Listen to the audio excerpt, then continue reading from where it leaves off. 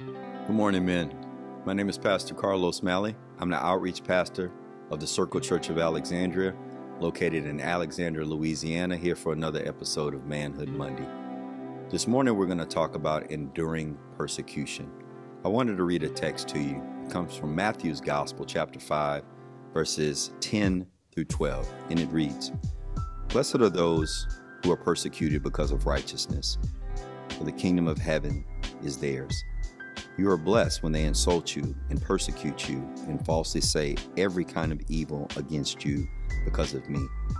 Be glad and rejoice, because your reward is great in heaven. For that is how they persecuted the prophets who were before you." Yesterday, Pastor Smith took us through this text and reminded us that as believers, persecution is going to happen. You know, a few years ago, I started a work in prison ministry, and I was pretty shocked at some of the things that I was enduring myself as well as the other chaplains, of just the insults. And it's common to be cursed out. It's common to be threatened. It's common that when you say no or you hold someone accountable, that you get all sort of backlash.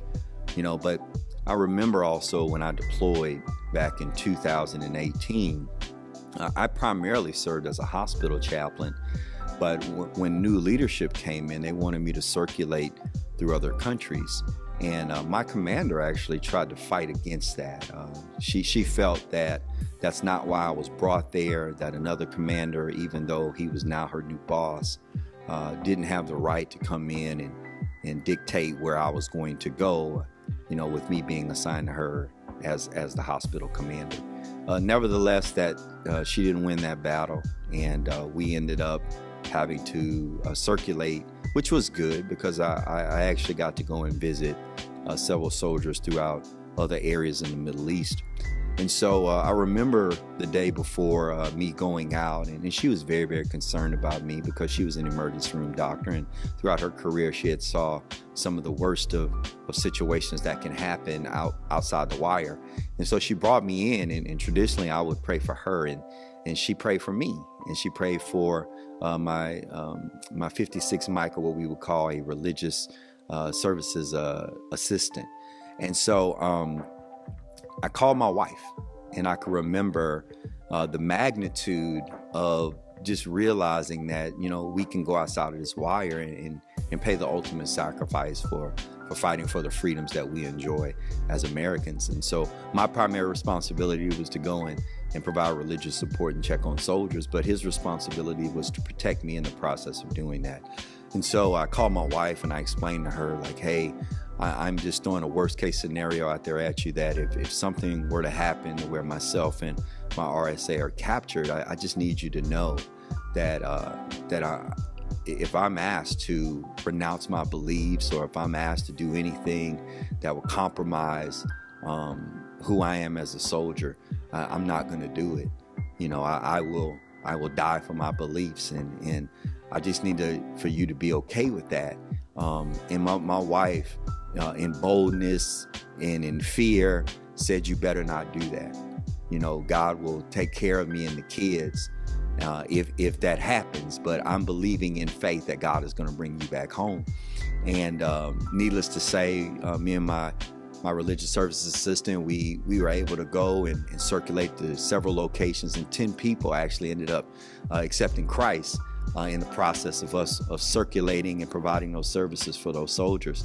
And so we made it back home safely, and within a month we were heading back to the United States. And so God saw us through that moment, and it made me, when I got back to the prison after that deployment, to just look at the persecution that I face on a day-to-day basis at a very, very small scale, to the things that's going on in the world, and the people out there who are really being persecuted, that are really walking away from their families and walking away from everything that they believed because now of this newfound faith in Jesus Christ.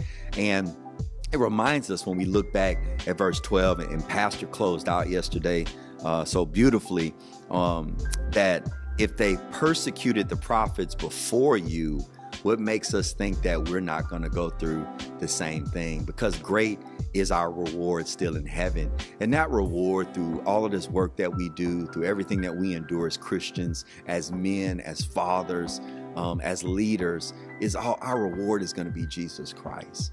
Our reward is going to be eternal salvation. Our reward is going to be in the presence of God for eternity. And that pales in comparison to, the things that we endure. That reward is so much greater than the things that any of us can go through in this world. And so I count it all joy now when someone says something negatively to me, or it lets me know that I and we are doing the right thing. When people criticize us or say that our belief system is archaic and it's too old-fashioned. No, it's not. It's the same message that was preached 2,000 years ago, and that message has those individuals were persecuted, but they never wavered in their belief system. They never ran again. Peter never denied Christ again. Paul faced persecution for what he did, and he was eventually executed, but he never wavered from believing in Jesus Christ. And we as men, I pray that we would get in our rightful place as leaders of our homes, as husbands, as fathers, as leaders within our community, and that we begin to take it back from the world that is trying to do everything it can to destroy us as men and destroy the church. But I'm reminded of when Jesus gave those words to Peter, when he said, "Peter, your name means rock, and on that rock I will build my church, and the gates of Hades will not prevail." Nothing will prevail against God's church.